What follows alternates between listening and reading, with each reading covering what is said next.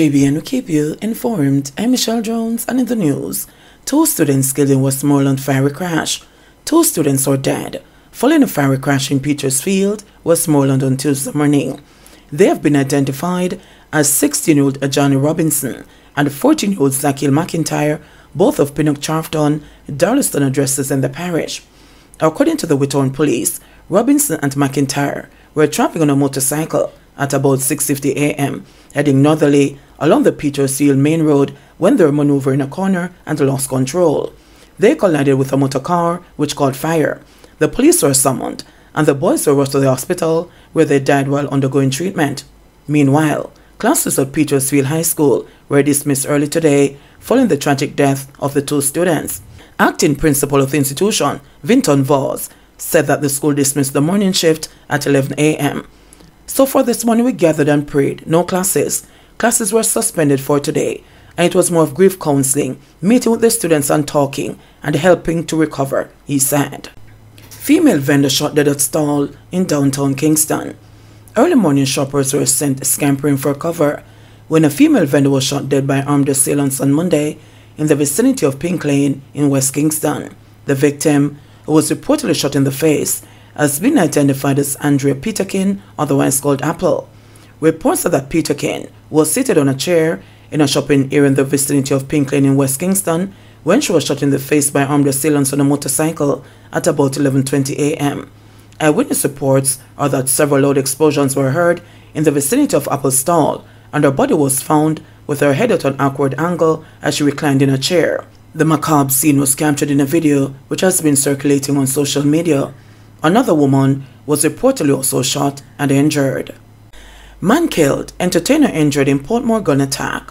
1 man was fatally shot and 2 others, including an entertainer, sustained injuries during an incident at a park in Greater Portmore, St. Catherine on Monday afternoon. The dead man has been identified as 27-year-old Devonte Palmer, otherwise called Messi, from Selburn Road in Greendale, Spanish Town, and the 7 West addresses, both in St. Catherine. The 2 injured men, who are both from 7 West, have been admitted to hospital. Information received is that around 1:30 p.m., the 3 men were inside the community park smoking when a white Toyota Probox drove up. It is alleged that men, all armed with guns, alighted an open gun firing Palmer and the other 2 men before making their escape. Residents took the men to hospital, where Palmer was pronounced dead and the other 2 admitted. One is in serious but stable condition, while the other is critical. No motive has been established for the attack, the police said. Bar operator shot dead in St. Mary. Homicide detectives in St. Mary are trying to establish a motive for the murder of a businesswoman in the parish on the weekend. Antoinette Henry, a 40-year-old bar operator of Davistown Retreat, died in hospital Sunday from gunshot injuries she sustained in an attack on Saturday. Investigators say Henry was inside her bar when armed thugs entered and shot her multiple times. Driver in custody after a gun reportedly found in his possession. A team of officers assigned to the Kingston Western Police Division seized 1 gun during an operation on Marcus Garvey Drive, Kingston 11, on Monday afternoon. Reports are that about 1:15 p.m., lawmen were in the area when they saw the driver of a Toyota Probox with 6 passengers, including a woman, driving along the roadway. The driver was reportedly signaled to stop. He complied, and all occupants of the vehicle were searched. During the search, a gun was reportedly found in the driver's possession.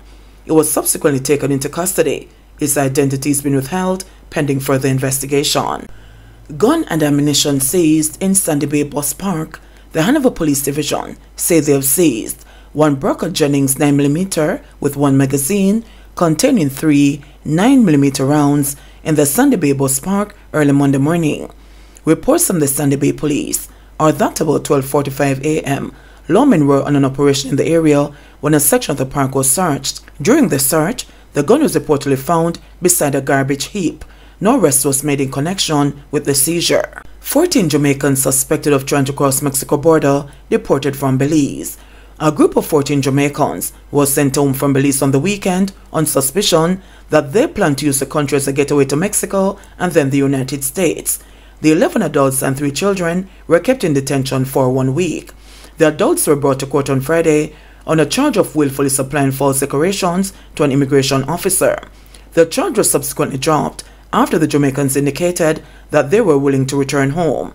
It's reported that on the night of November 10, the Jamaicans were intercepted near San Pedro village in Corozal, a few miles from the Mexican border. They were spotted by the police in the back of a pickup truck.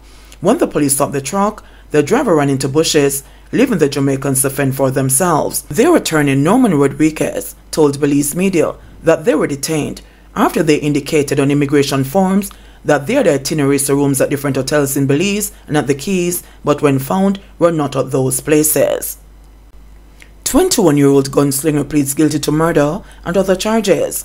A 21-year-old man who killed a man and a woman and wounded 2 others in separate shooting incidents between last December and July this year is to be sentenced on December 7. The defendant, DeAndre Grant, a construction worker of Belfield District, Manchester, and Canaanites in Maypen, Clarendon, pleaded guilty last Tuesday on an indictment with 12 counts and was remanded by Justice Leighton Pusey. The charges consist of 2 counts of murder, 2 counts of wounding with intent, 6 counts of making use of a firearm to commit a felony, and 2 counts of assault with intent to rob. In a statement on Monday, the Office of the Director of Public Prosecution said the evidentiary material revealed that the offence occurred in 4 separate incidents within the parish of Manchester.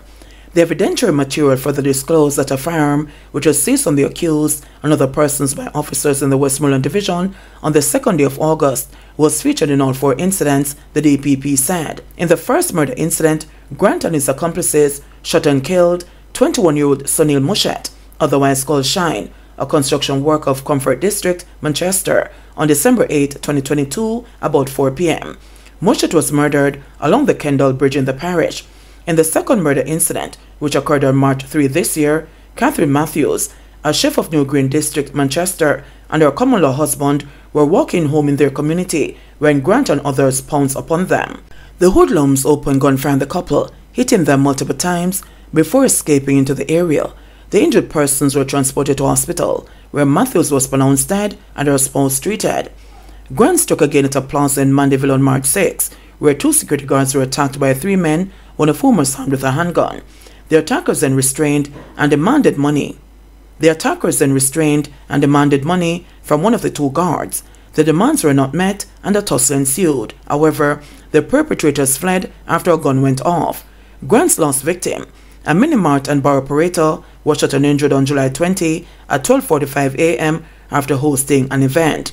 Following this series of incidents, Grant was arrested on August in Westmoreland in relation to a separate incident.